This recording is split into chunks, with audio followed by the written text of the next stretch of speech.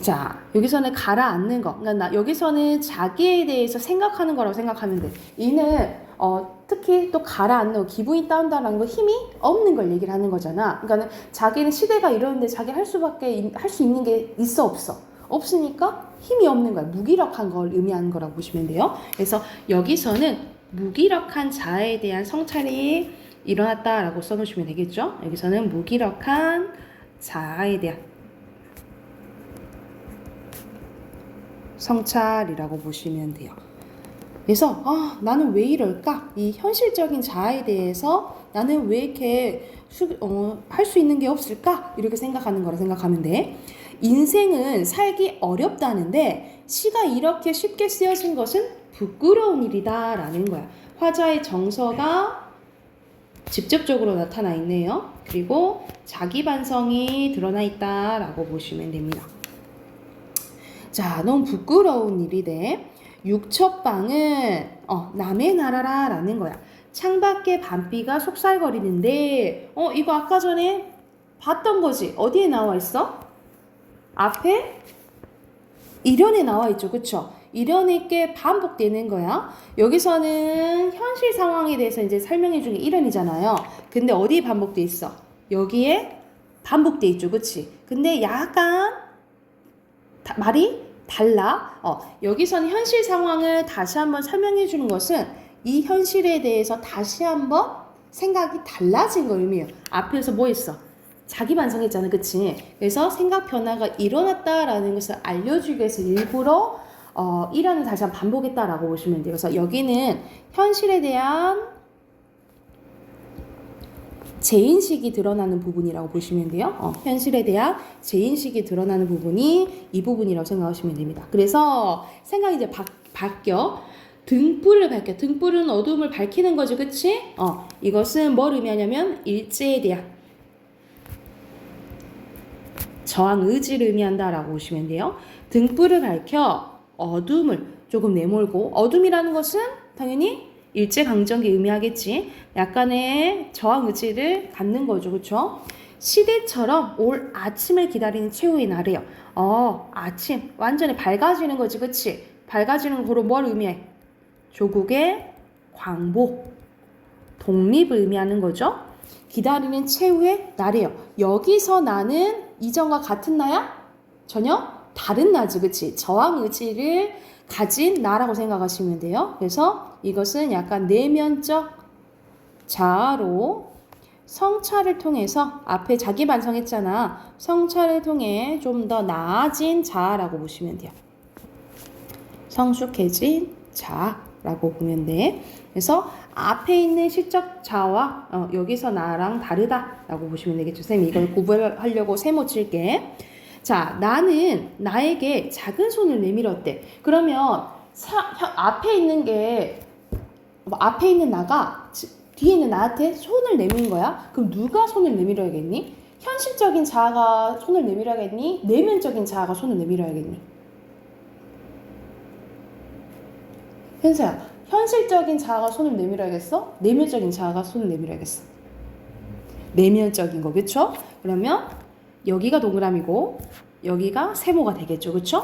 여기가 정신적, 내면적 자아라면 여기가 현실적인 자아라고 보면 돼.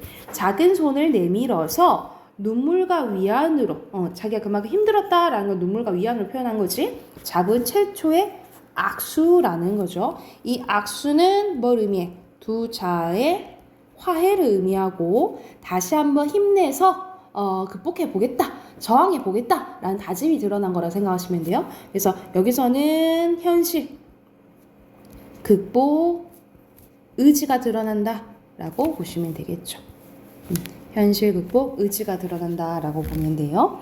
그래서 여기 앞에서 보면은 이렇게 암울한 현실 상황이지만 그래도 극복해 보려는 성찰이 나와 있다라고 보시면 돼요. 그래서 여기서는 자기 성찰을 통해서 극복하려는 의지가 드러난 시라고 생각을 하시면 됩니다. 여기까지 됐을까요? 예를 들면 뒤에 문제 풀어볼게요. 여기서 이건 답 확인하고 가자. 124쪽까지 풀어보세요. 124쪽까지 풀고 답 확인할게요.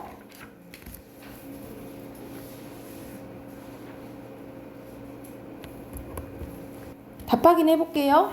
1번 보면은 이 시의 어조는 너무 딱 적나라하게 나와 있지, 그치? 1번이죠, 그쵸? 성찰적 어조고. 2번 가보자. 2번에 알맞지 않은 것은 보기 보면은 시대적 시대를 살아가고 젊은이가 느낀 정신적 고통을 노래하던 신윤동주는 1941년에 일본으로 유학을 떠나는데 쉽게 쓰여진 시는 이때 지어진 시로 그때 어려움을 처해 있는 족을 떠나 편안히 공부하는 것에 대해서 자책하고 우울함을 느끼다가 아무런 현실을 극복하는 의지를 다지면서 새로운 희망을 떠올린다. 더 이 주된 시의 내용인 거죠. 그쵸? 알맞지 않은 것은 2번이죠. 늙은 교수의 강의는 쓸데없는 거, 현실과 동떨어진 거라 했잖아. 정신적 고통 치유해준 거 전혀 아니죠. 그쵸?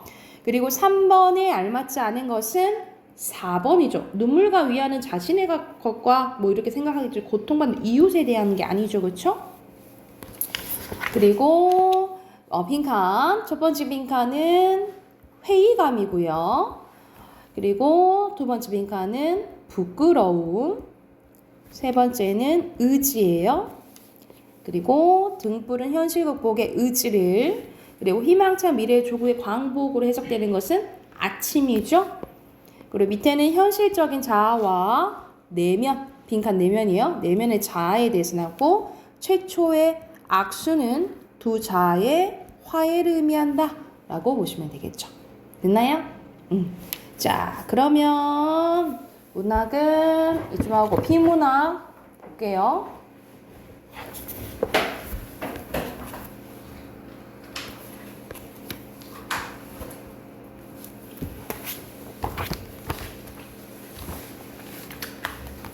(92쪽)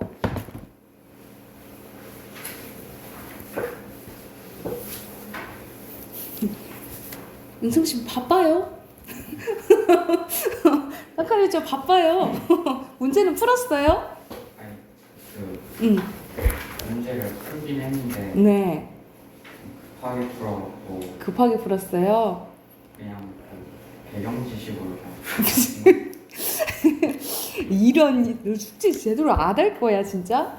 지금 선생님 시간 좀 줄게요. 다시 한번 풀어보세요. 현서도 지금 풀어봅시다. 95쪽까지 우선 95쪽까지 쭉 풀게요.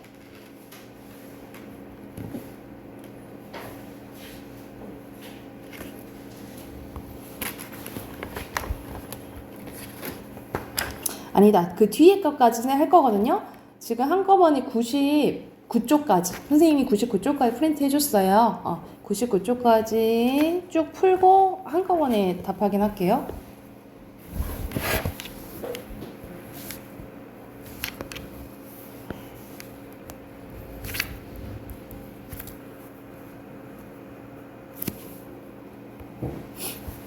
우선 같이 한번 봐볼까요? 아까 전에 은성이가 너 그랬잖아. 선생님 너 배경 지식으로 풀었다고. 근데 독서 이거 비문학 풀 때 가장 좋은 방법이 알고 있으면 좋은 거야. 왜냐면 그래야지 시간 단축 많이 할 수 있거든요. 그러니까 독서 이 부분이 왜 이제 나오냐면 다양한 분야의 배경 지식을 얼마나 가지고 있냐. 그것도 이제 보고 플러스 새로운 질문을 봤을 때 얼마나 신속 정확하게 정보 파악을 하느냐 이것도 이제 묻는 거거든요. 그걸 이제 연습하는 거니까 사실상 진짜 급할 때는 예를 들어서 이제 우리가 모의고사 이제 보잖아. 고등학교 가면 모의고사를 보면은 다양한 이제 지문이 이렇게 3-4개씩 이제 나오는데 어려운 지문이 있고 또 그 비교적 쉬운 지문이 이제 나온단 말이에요. 그러면 어려운 것은 시간이 들을 수밖에 없잖아요. 그치? 근데 그거는 시간을 이제 절약하기 때문에 혹시 자기가 아는 분야가 나오면 보기만 봐도 이제 풀 수가 있는 거죠. 특히 이제 과학 지문이 어렵게 나오면 이과생들한테 좀 유리할 수도 있겠죠. 왜냐? 아는 부분이 나오면 굳이 내용 다 엄청 꼼꼼하게 안 읽어도 보기만 봐도 내용의 일치 문제를 알 수가 있잖아요. 그치?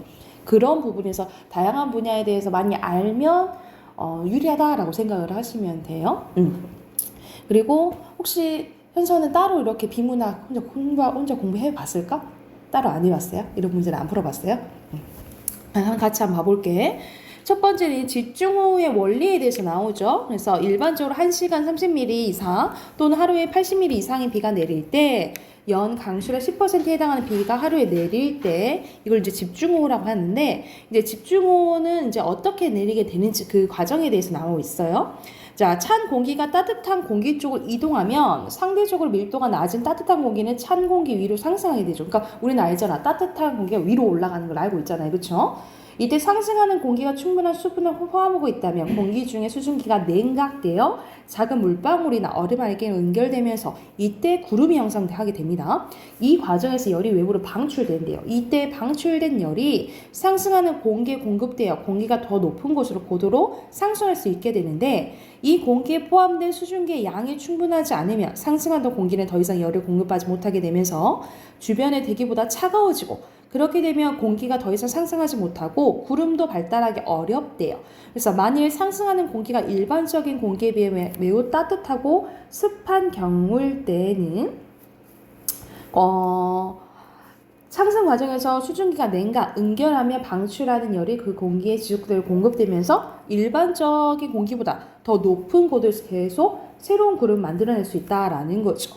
그래서 따뜻하고 습한 공기는 상승하는 과정에서 구름을 생성하고 그 구름들이 아래쪽부터 연직으로 차곡차곡 쌓이게 되어 두터운 구름층을 형성하게 되는데 이것을 뭐라고 한다는 거야? 정난운이 한다는 거죠. 그래서 이 정난운이 형성되는 높이에 따라서 그러니까는 높이에 따라서 소나기가 될 수도 있고 집중호우가 내릴 수도 있다는 거죠. 그래서 일반적으로 정난운 지표에서 2km에서 3km 이내에 형성되는데 정난운에서 비가 내리면 정난운 아래에 있는 공기는 온도가 내려가 밀도가 높아지면서 밀도가 낮은 주위로 이제 퍼져나가게 된다는 거죠. 이때 주위에 퍼진 차가운 공기가 원래 정난운으로부터 떨어진 장소에서 다시 따뜻하고 습한 공기가 만나는데 그렇게 되면 이 따뜻하고 습한 공기가 상승하면서 또 새로운 정난운을 만들게 된다라는 게 퍼져가가지고 또 새로운 공기가 만나가지고 이때 새로 만들어진 정난운은 기존 정난운과 떨어져 있기 때문에 각각 지역 아래로만 떨어진다는 거죠. 그치? 그렇게 되면 소나기가 된다라는 거예요. 근데 만약 정난운에서 가까운 곳에 새로운 정난운이 생기면 이게 겹치고 이렇게 되겠잖아요. 그치? 이러면서 어떻게 된다는 거야? 집중호우가 생긴다라는 거죠. 그쵸? 그래서 그거에 대한 설명이 이제 사문단에 나와 있다라고 보시면 돼요. 그래서 이어서 보면은 이런 상황에서 매우 따뜻하고 습한 공기가 계속 유입되면 공기가 상승하면서 기존의 정난운 바로 가까이에 새로운 정난운이 형성된다라는 거죠. 그래서 이러한 과정이 반복되면서 기존의 정난운과 동일한 장소에 여러 개의 정난운이 만들어져서 엄청난 비가 쏟아지는데 이게 집중호우의 메커니즘이라고 한다라는 거야. 자, 그러면 내용 일치 문제 1번 봐볼게요. 1번에 알맞지 않은 것은 상승하는 공기 온도가 주변 대기보다 높으면 이제 구름이 발달하잖아요. 그렇죠? 4번 틀렸네요. 낮아질수록 아니지. 그치? 1번에 4번이고요. 그리고 2번에 보면은 여기 사이의 층이 이게 중요하지. 그치? 여기서 바닥과 지표 사이의 양이 적을수록 가까워질수록 몰려가지고 정난운이 만들어진다 했잖아요. 그렇죠? 1번에서 바로 알 수가 있네. 그렇죠? 이해됐나요? 그러면은 넘어가서 자, 여기서는 해당하는 거 연결하면은 이렇게 표시하시면 되겠죠. 그렇지? 이렇게 표시하시면 되고 빈칸 넣으면 상대적으로 밀도가 낮죠. 그리고 이럴 때 응결돼서 구름이 형성되고 그게 정난운이라는 거지. 그렇지? 그리고 기존 가까운데 막 쌓여 생기면 이때 집중호우가 발생하게 된다고 했죠? 그렇죠? 옆에 어휘 봐볼게요. 어휘 순서대로 1번의 밀도, 2번의 냉각, 3번의 고도, 4번의 응결이고요. 그리고 밑에는 5번은 미음으로 그리고 이렇게 유입은 릴 그리고 마지막 기역 이렇게 하시면 되겠죠. 됐나요? 두 번째 질문으로 바로 가볼게요. 여기서는 건물을 지탱하는 힘에 대해서 이제 나와요. 첫 번째 문제부터 보면 63빌딩과 같은 이렇게 높은 빌딩은 어떻게 견딜까라고 본 거야. 이런 요인 중에 세 가지를 봐야 되는데 그게 압축력, 인장력, 밴딩 모먼트가 있다라는 거죠. 그래서 먼저 밴딩 모먼트는 부지의 길이 방향으로 가해지는 힘이고 인장력은 잡아당기는 힘이고 밴딩 모먼트는 휘려고 하는 힘이다라는 거죠. 그래서 예시가 나오지. 사람이 서 있으면 무릎 관절에 가해지는 거, 그리고 철봉에 매달려 있으면 팔꿈치 관절에 이제 끼치는 게 인장력, 그리고 우리가 다이빙 그 보드에 서게 되면 휘게 되는 게 밴딩 모먼트라는 거죠. 그래서 압축력은 건물의 위층 또는 지붕의 하중에 의해서 생기는데, 그리고 하중이 커질수록 기둥 역시 커져야 되는 것도 우리가 알 수가 있죠. 그래서 30층 건물이라면 30층에 있는 기둥보다 1층에 있는 기둥이 더 굵어야 되겠지. 주어진 기둥의 크기를 감당할 수 있는 것보다 더 무거운 하중이 실리면 당연히 건물이 무너진다. 즉 기둥에 주어진 압축력이 기둥에 감당할 수 있는 한계치를 넘어서면 기둥이 파괴된다라는 거죠. 근데 여기 기억 한계치 표시돼 있잖아. 이런 문제는 바로 풀 수 있겠죠. 3번 문제잖아요. 그렇죠? 여기서 한계치라는 것은 값을 얘기하겠니? 물건을 얘기하겠니? 값을 얘기하겠잖아. 그치? 그러면 해당하는 것이 아닌 것은 5번이 되겠죠. 이건 날리는 물건이라는 의미잖아요. 그쵸? 알맞지 않은 것은 5번이고, 다시 이제 본문으로 가볼게요. 따라서 압축력을 받는 부재들의 길이가 길어지면 파괴 강도가 요구하는 것보다 굵은 재료가 사용된다라는 거죠. 그래서 부재에 사용되는 재료의 양은 많아지고 무겁게 보인다라는 거, 건물이. 이어서 3문단 보면 건물의 압축력을 완화시키는데 응용되는 게 인장력인데, 자를 위에서 알을 누르면 휘게 되겠지만 잡아당기면 멀쩡하죠. 그렇죠? 왜냐하면 인장력에 의해서 버클링, 이게 발생하기 때문이래요. 하지는 않기 때문이라는 거죠. 그렇죠? 인장력이 받는 부재들은 꼭 필요한 강도만큼의 굵기만 사용되는데, 아무리 부재의 길이가 길어도 관계가 없다는 거야. 이 당기는 힘이 멀쩡하다는 거지. 줄과 같은 압축에 저항력을 갖지 못한 부재들은 압축력에 의해서 전혀 저항할 수 없지만 인장력에 꽤 쓸모있게 저항할 수는 있다라는 거예요. 그래서 대표적으로 이제 다리에 연결되는 줄이 그 힘을 이제 완화시켜 준다는 거죠. 4문단 이어서 보면은 밴딩 모먼트는 부재를 휘려고 하는 힘인데, 플라스틱 자를 한 손에 잡고 옆으로 당겼을 경우에 자가 휘게 되는 경우를 말합니다. 그래서 예시가 낚싯대로 나와요. 그래서 낚싯대가 우리가 물고기가 잡으면 이렇게 휘잖아. 그치? 이 힘인데 이것은 부재의 길이와 지점에 따라 그 크기가 달라집니다. 그래서 부재, 같은 길이의 부재라도 지진점이 가까울수록 밴딩 모먼트의 크기가 커진다 이 말이야. 그래서 우리가 가장 힘이 많이 들어가는 이 낚싯대에 가까울수록 그 굵기가 두꺼운 거죠. 그렇죠? 그래서 이 세 가지 힘의 종류가 어떻게 달라지냐에 따라서 디자인과 설계가 달라진다라는 내용이에요. 그러면 해당하는 문제 또 여기서는 언급한 내용이 아닌 것은 내용 일치 문제죠. 그래서 관련 없는 것은 뭐예요? 높이와 모양과 인장력 관련 있나? 없죠. 그렇지? 알맞지 않은 것은 3번이겠죠. 그래서 오히려 인장력은 뭐와 관련된다 했어요? 압축력을 좀 완화시켜준다 했잖아. 그치?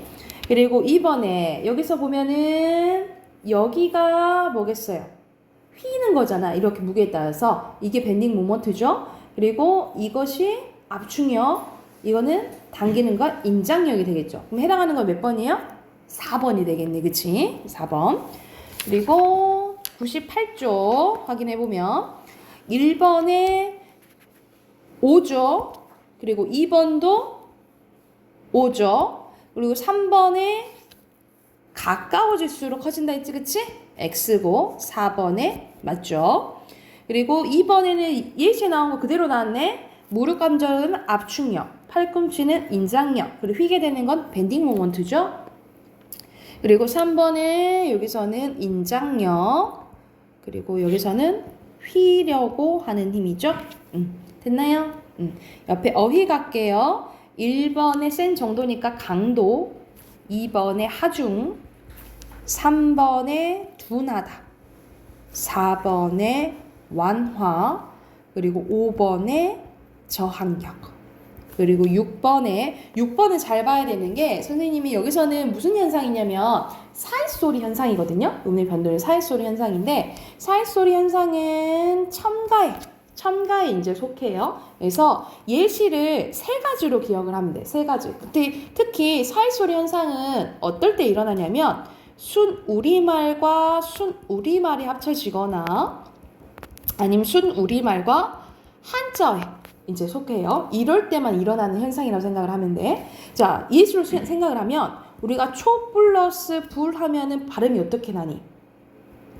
초, 뿔 이렇게 나죠. 그쵸? 뒤에 된 소리가 나요. 이 된 소리가 난다라는 것을 알려주기 위해서 시옷이 들어갔을 때 이게 사이소리 현상인 거야. 두 번째 보면은 이 플러스 몸 하면 우리가 어떻게 발음나니? 어떻게 발음나? 은성 어떻게 발음나냐? 잇몸 이렇게 나죠. 그쵸? 그러면 무슨 소리가 덧나는 거야? 니은 소리가 덧나죠. 그치? 이것을 나타내기 위해서 또 뭐가 들어가? 시옷이 들어간다라고 생각하시면 돼요. 그리고 세 번째는 나무 플러스 잎. 어떻게 발음나는 이거는? 자연스럽게 하면 나뭇잎 이렇게 발음나죠. 그쵸? 그러면 니은 소리가 덧나는 거야. 이것을 또 나타내기 위해서 뭐가 들어가? 시옷이 들어간다 라고 생각을 하시면 돼요. 그래서 이런 식으로 순우리말 플러스 순우리말이거나 순우리말 플러스 한자일 때만 사이소리 현상이 일어나는데 항상 뭐는 있겠니? 예외는 있겠죠. 그쵸? 그 예외는 뭐냐면 한자 플러스 한자여도 사이소리 현상이 일어나는 게 있어요. 그게 뭐냐면 6가지가 있는데 숫자, 횟수, 그리고 곶간, 착간, 퇴간, 셋반. 이렇게 6개는 한자 플러스 한자인데도 무슨 현상이 일어난다? 사이소리 현상이 일어난다 라고 기억을 해두시면 돼요. 그럼 이거 봐보자. 아버지는 평소 낚시를 좋아하셔서 다양한 종류의 낚시 플러스 대네. 그치? 근데 발음이 어떻게 나니? 낚싯대 뒤에 된 소리가 나죠. 그러면 순우리말 플러스 뭐 한자니까 시옷이 들어가야겠죠. 그치? 시옷 들어가야 되고. 그리고 낚시 플러스 꾼이네. 꾼은 원래 뒤에 된 소리가 들어가는 거잖아요. 그치? 그러면 이게 사이소리 될 수 있는 환경이 되는 거예요? 안 되지? 그러면 그냥 낚시꾼인 거죠. 이랬나요? 오케이. 자, 비문학은 여기까지 하고 이제 문법 봐봅시다. 문법 봐볼게요. 이건 선생님이 따로 숙제 안 내줄게.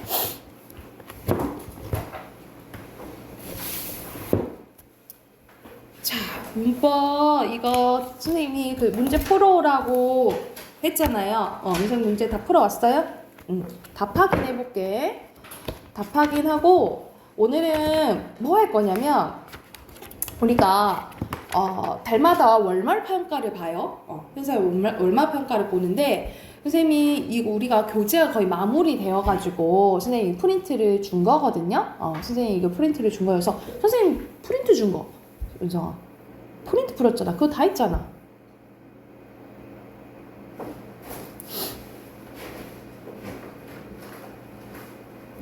또로로 뭐 다 풀었다며. 네.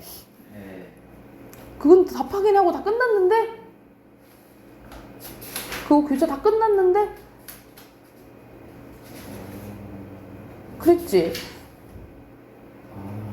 그거 교재 끝나서 프린트 줬잖아. 프린트 없어? 뭐 오늘 할 거 줘야겠네. 어쩔 수 없네. 아이고.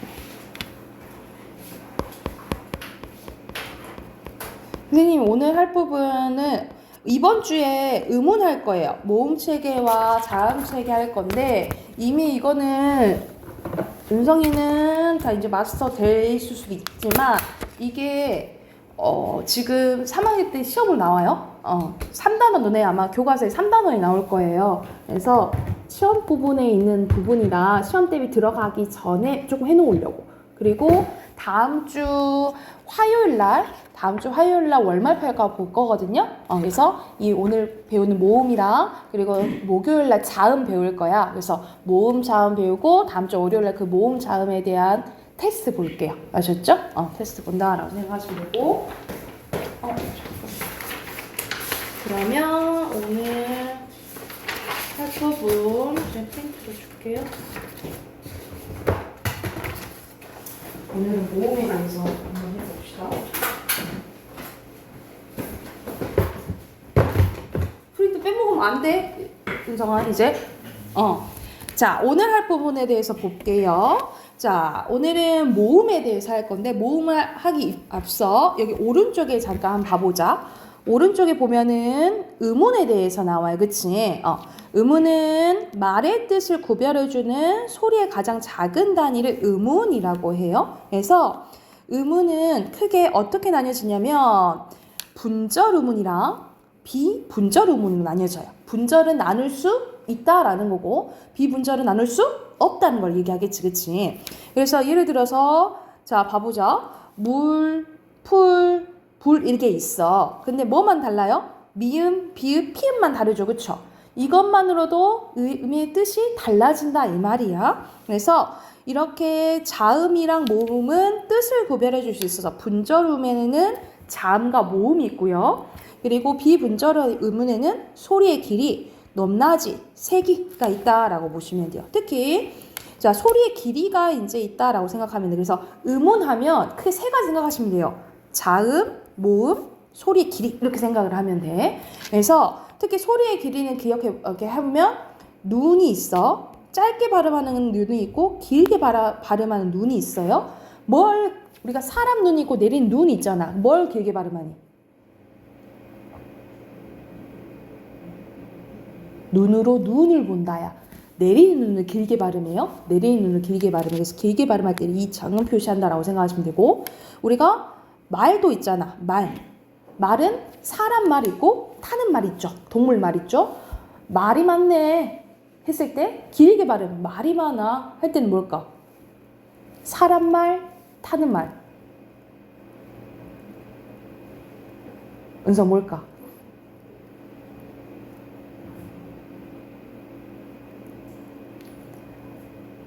쟤는 왜 이렇게 말이 많아? 사람 말을 길게 발음해요. 사람 말을 길게 발음하고 그리고 또 구별할게. 밤은 먹는 밤 있고 깜깜한 밤 있잖아. 그치? 먹는 밤을 길게 발음해. 먹는 밤.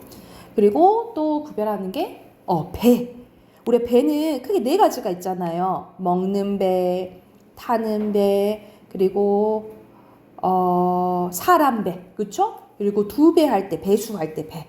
뭘 길게 발음하냐면 이 배수할 때만 길게 발음하고 나머지는 짧게 발음한다라고 생각을 하시면 돼요. 또는 또 뭐 있지? 벌. 윙 날아다니는 벌. 우리가 받는 벌 했을 때 날아다니는 윙 나는 벌이 길게 발음해요. 그리고 굴. 먹는 굴 있고 동굴 할 때 굴 있잖아요. 동굴 할 때 굴을 더 길게 발음해요. 이런 식으로 소리의 길이를 구별해준다. 소리의 길이도 뭘 구별해줘? 말의 뜻을 구별해주잖아요. 그치? 그게 뭐다? 음운이다 라고 보시면 돼요. 그러면 음운에는 자음과 모음 할 건데 오늘은 모음을 할 거야. 자, 모음 봐보자.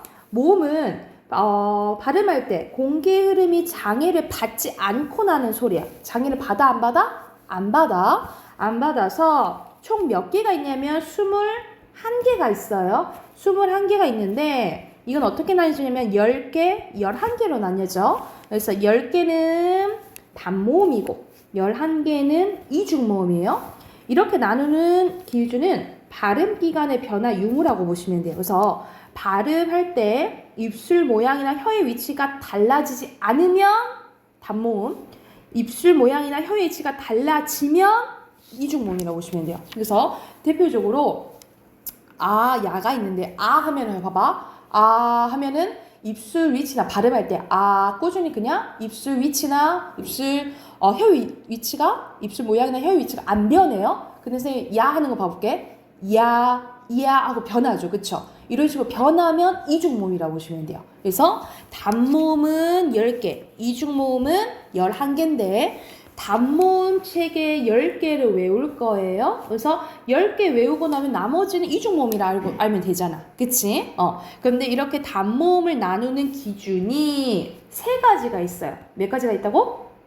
3가지. 첫 번째는 혀의 최고점 위치, 두 번째는 혀의 높이, 세 번째는 입술 모양이에요. 이것을 정리한 게 위에 표야. 한번 봐볼게.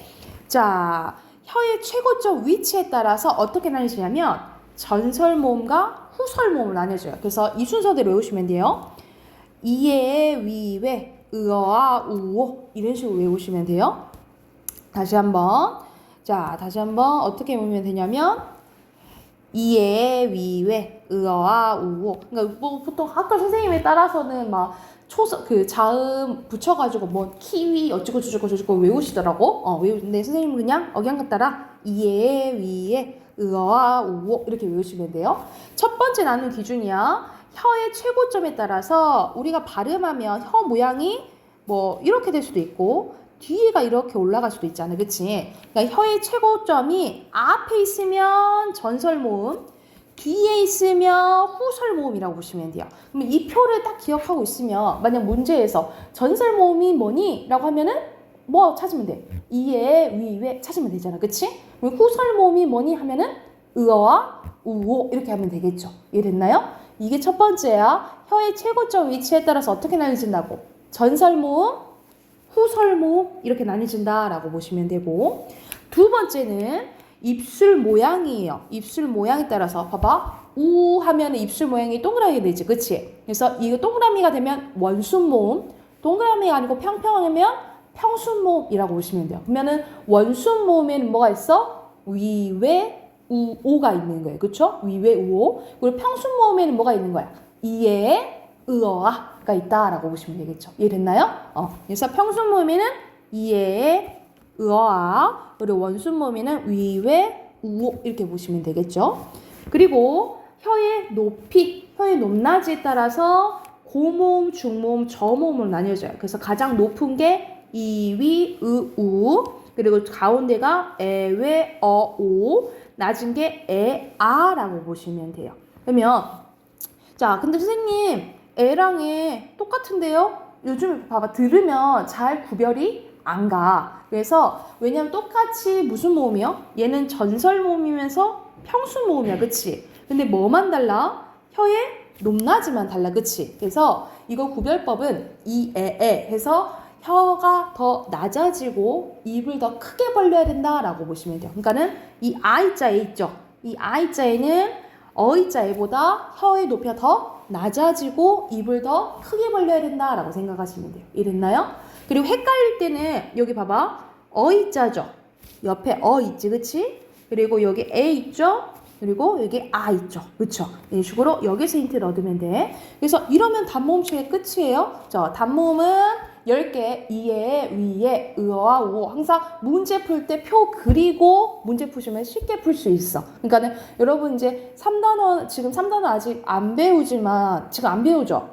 음은 안 들어갔죠, 그치? 안 배우지만 그 적어도 기말에는 나온다는 거잖아, 그치? 이거를 완벽히 해놓으면 완전 그 음은 완전 껌이라고 생각하면 돼.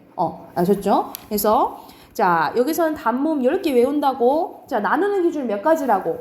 3가지라고. 첫 번째는 혀의 최고점 위치에 따라서 전설모음, 후설모음. 두 번째는 입술 모양에 따라서 평순모음, 원순모음. 그리고 세 번째는 혀의 높이에 따라서 고모음, 중모음, 저모음. 이해됐나요? 그래서 이 표가 머리에 있어야 된다고. 그리고 밑에는 이중모음에 대해서 나오는데 이중모음은 아까 좀 뭐라 했어? 단모음과 달리 혀의 위치나 입술 모양이 달라지는 모음이라고 생각하시면 돼요. 그래서 단모음 이거 외에는 다 이중모음이라고 생각하시면 되겠죠. 이해됐을까요? 그러면 해당하는 문제 뒤에까지 한번 풀어봅시다. 그래서 오늘은 모음 할 거고 목요일은 자음 할게. 그래서 13쪽까지 풀어보게요. 13쪽까지 문제 풀어보게요.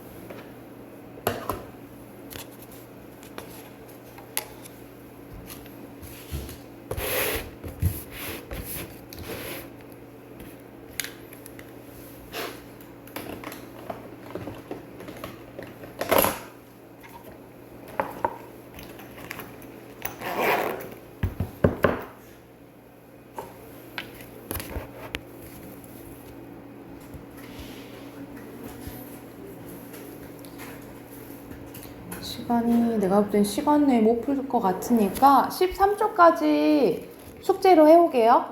13초까지 숙제하고 목요일날 답 확인하고 선생님 자음 설명해 줄게요. 여기까지 풀어오세요.